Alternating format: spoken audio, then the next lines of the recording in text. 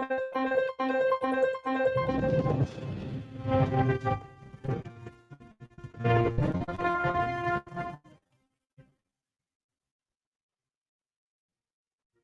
afternoon and welcome to News Live on the Voice of Liberia from the nation's capital, Monrovia.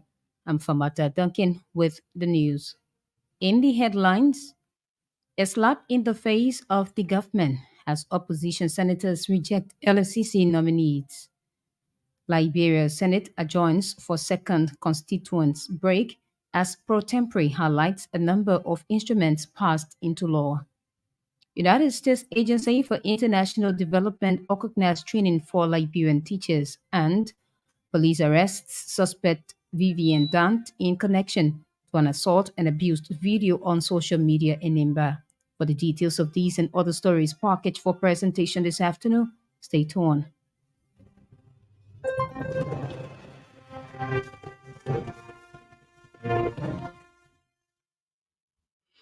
Welcome back and thanks for being there. Opposition senators up Capitol Hill have led a campaign to reject nominees appointed to various positions at the Liberia Anti-Corruption Commission. Speaking to legislative reporters Monday,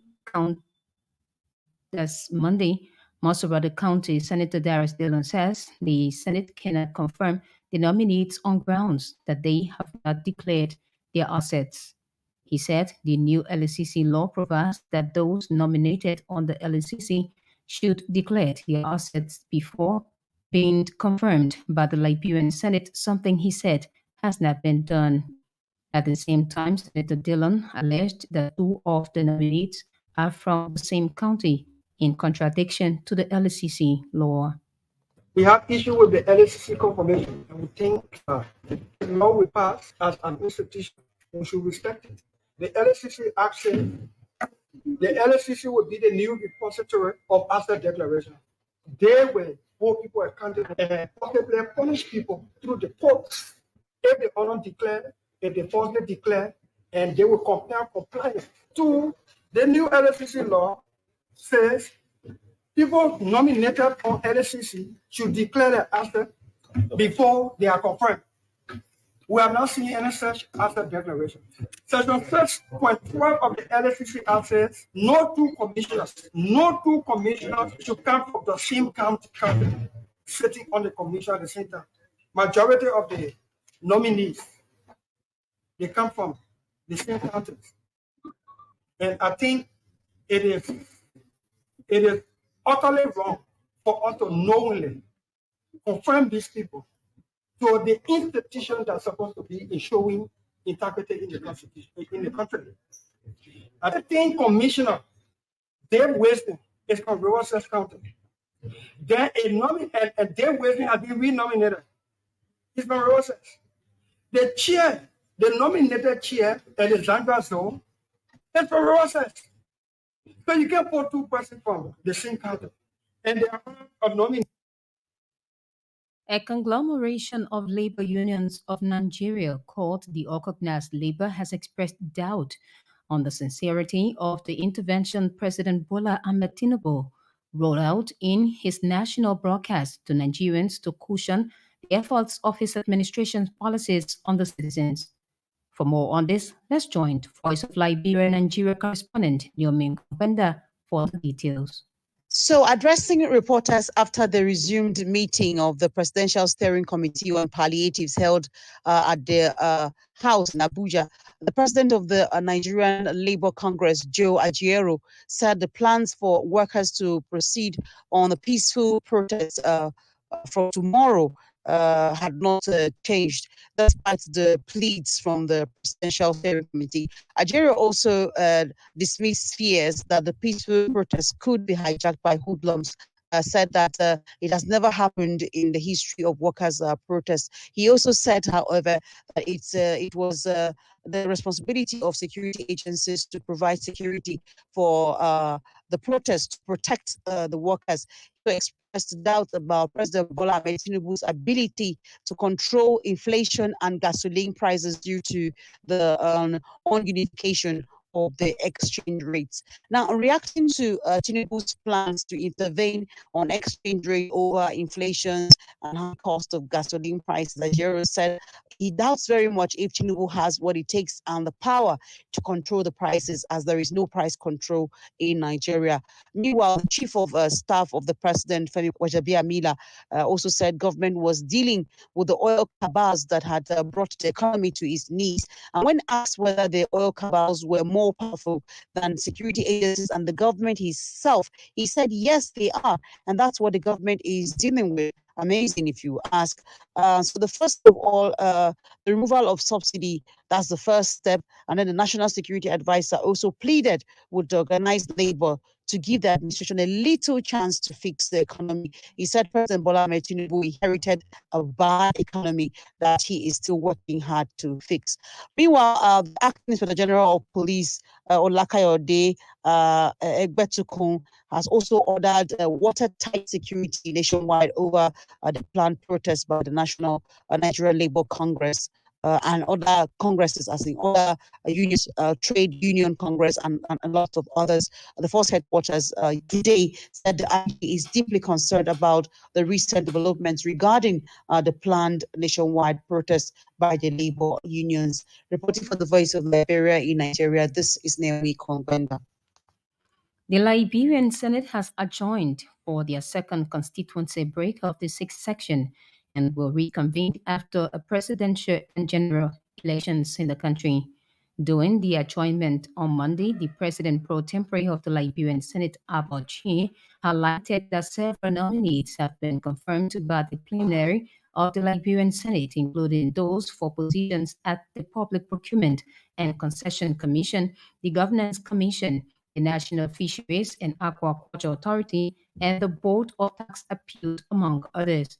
Additionally, Pro Tempore Chief revealed that the draft revised public health law is currently at the committee level. The Senate and House of Representatives have been unable to reach a consensus due to several unresolved issues despite numerous public hearings and consultations. As we adjourn today for the second constituency break of the sixth and final session of the 54th legislature, we will return sometime after.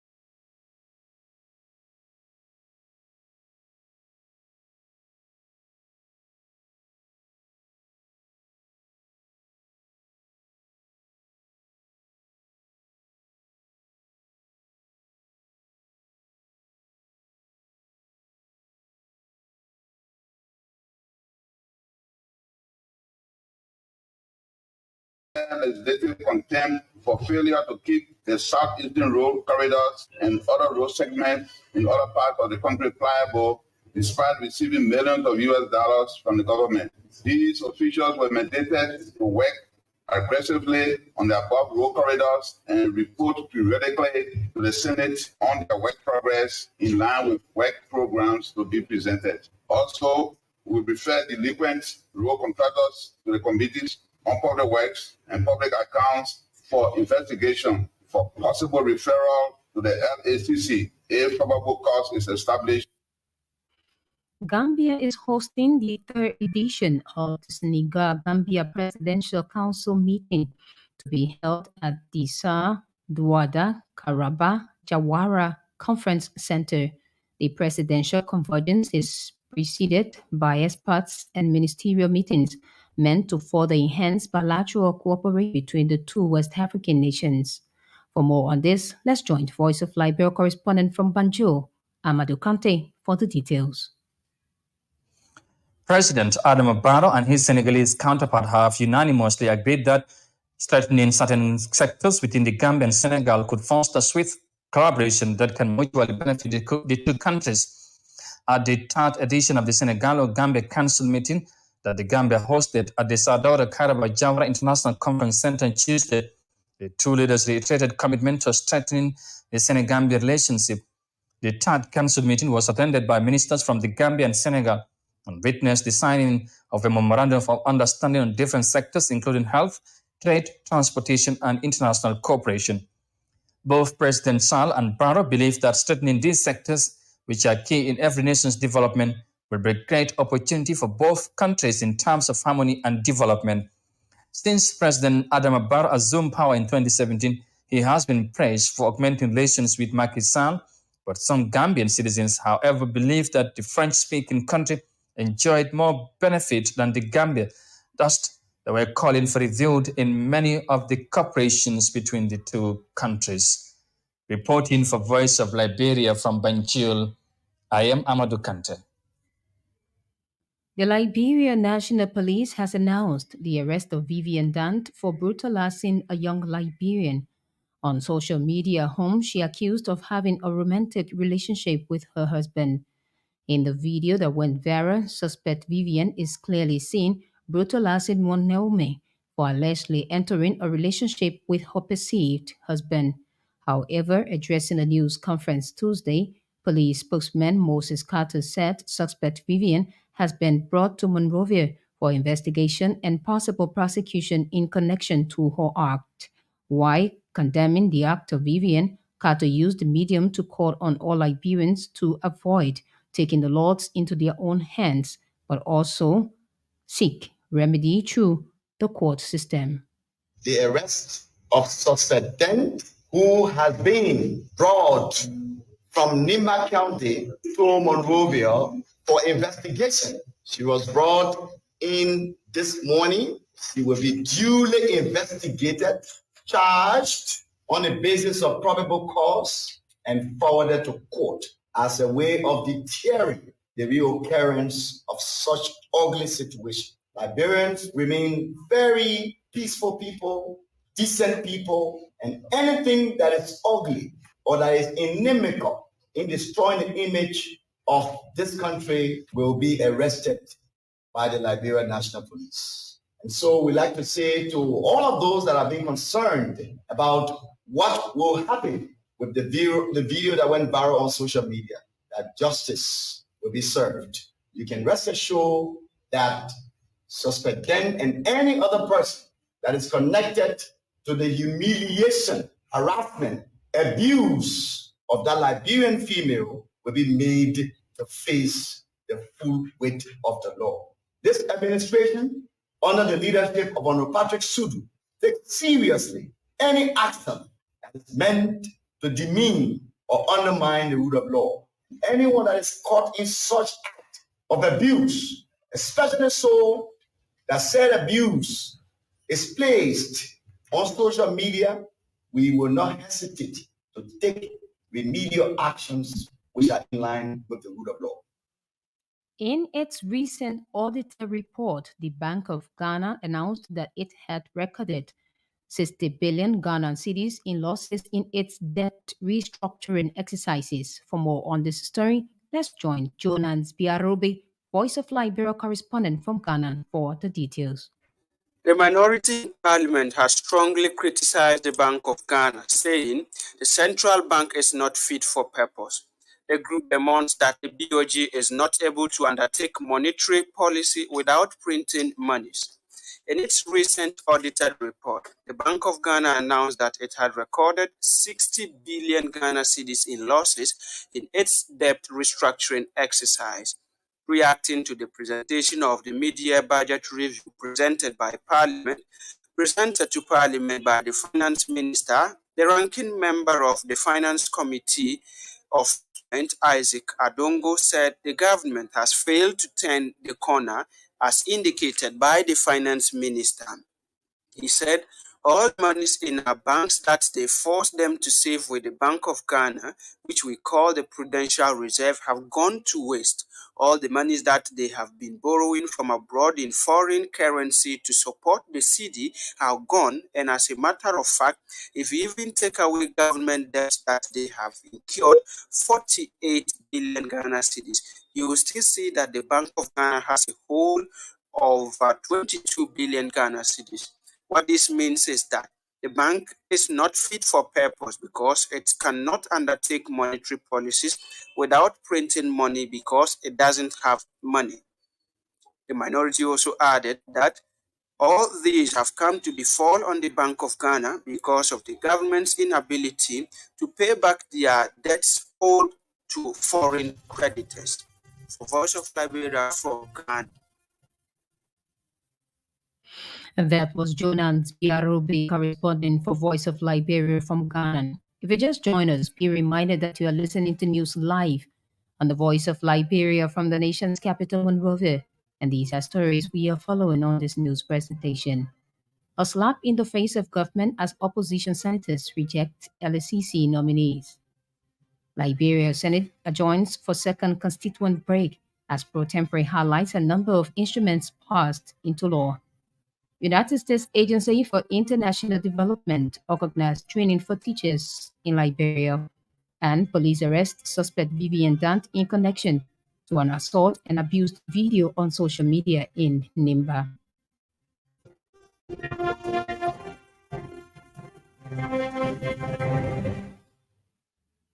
Welcome back and thanks for being there. A 5-day faculty and leadership professional development training is currently ongoing in Monrovia. The nationwide training, which is organized by the United States Agency for International Development USAID, is geared towards helping to improve quality in the education sector of the country. The training is bringing together more than 50 faculty members and teachers of higher education institutes from across Liberia, aimed at transforming the education system for teachers and students. In brief remarks, USAID Deputy Mission Director Roy Dinoho underscored the need for more trained, qualified, and motivated teachers in the classroom. Thank you. Thank you to all the administrators and the teachers who are here today. It means so much to us. And congratulations on everything you guys have accomplished with this program. You know, we now have a 2-year associate degree program. We've got 526 scholarships for new teachers out. You know, many more to come. Those are great results. But we just have so much more we want to do on education. And I know that you want to do on education. You know, today's training is an opportunity to really help ensure quality instructional delivery in early childhood education. Like I said, that was so meaningful to me in my own education. So thank you for all your efforts to make sure that's available to everyone in Liberia. You know, Liberia continues to need trained, qualified, and motivated teachers. And that's a shared responsibility from us in the international community, from the teachers and the student teachers at many of your institutions, but as you as administrators and leaders of your university and leaders of the government of Liberia.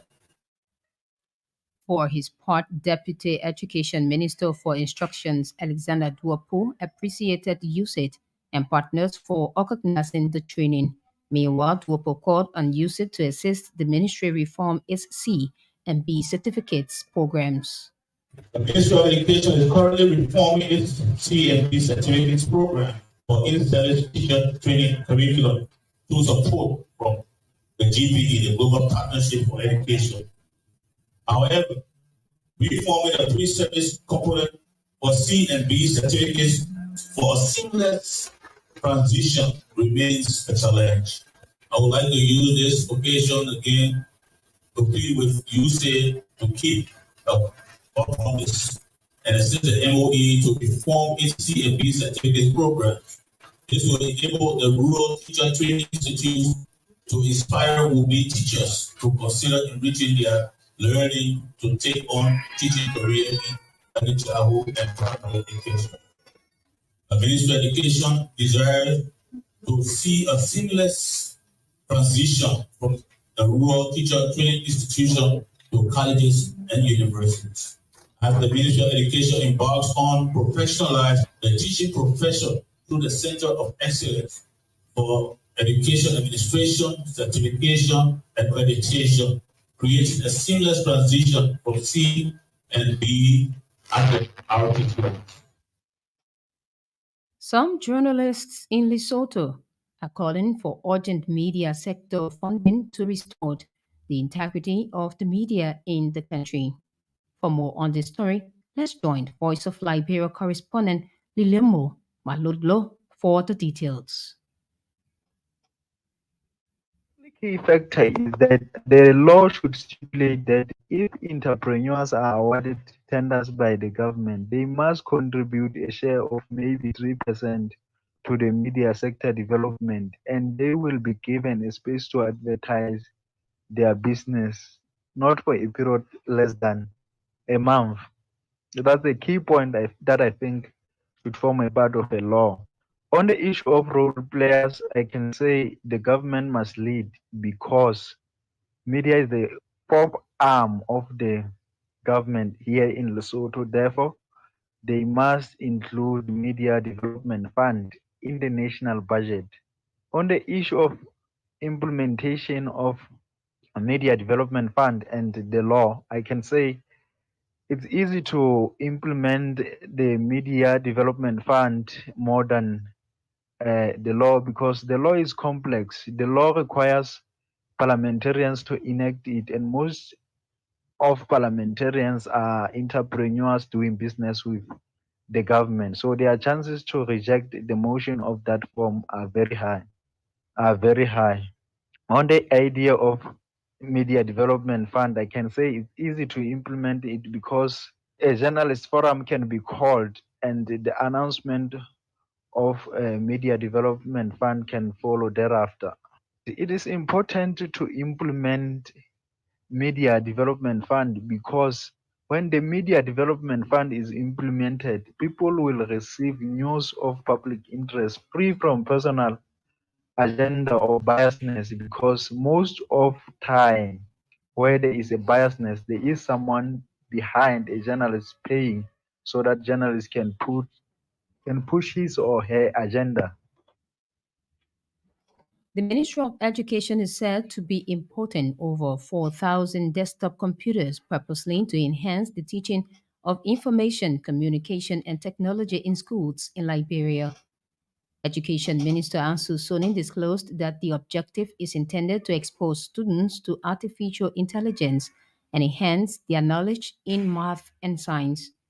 Minister Soni made the disclosure during a signing of agreement between the Ministry of Education and the Jewel Starfish Foundation on training of selected students from schools on RCT in Monrovia on Tuesday. You cannot wallow in failure. History, it does not change. You can only do different things now than you did before. What we haven't done before, we have to prepare to do them now.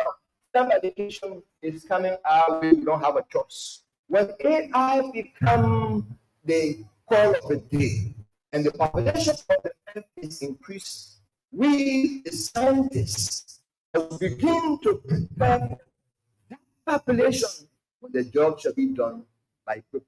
Otherwise, 50 years down the road, there will be another problem. But of course, every problem will always find its own solution. What stop any Liberian who has some means for doing just this? You can imagine if 50 of us who have the means but to do 50 of these, you can imagine what would be. What prohibits one of us from doing just this? The Starfish Foundation want to thank you for choosing us to partner with us. But this initiative is personal. Therefore, we believe that working with the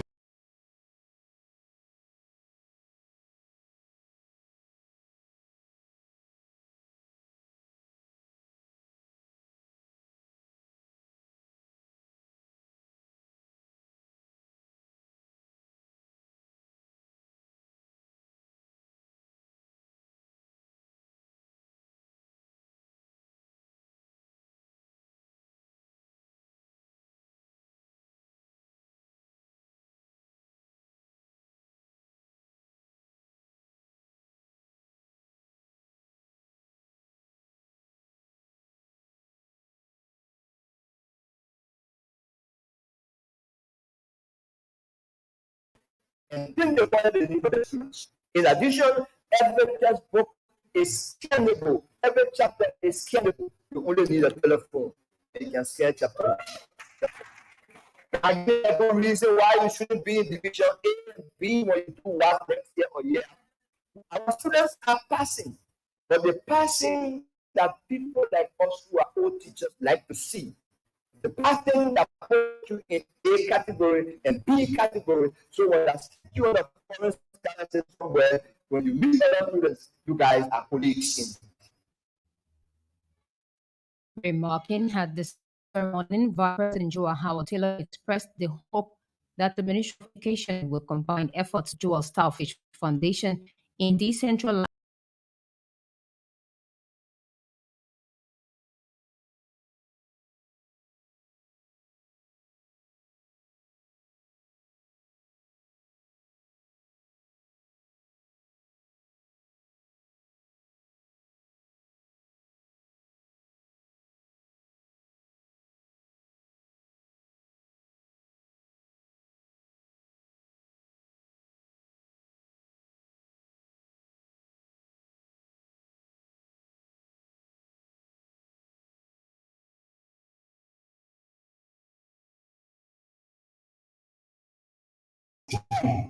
But the promise from STEM Power Africa is that they will do a few more if they see what we are doing with the first two.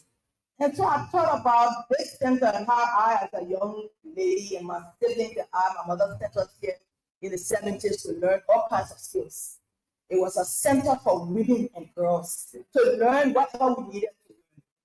Every Saturday morning, we found ourselves here.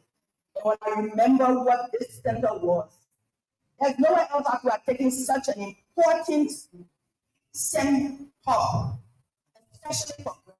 Girls continue to lag behind. And so we are trying to encourage them.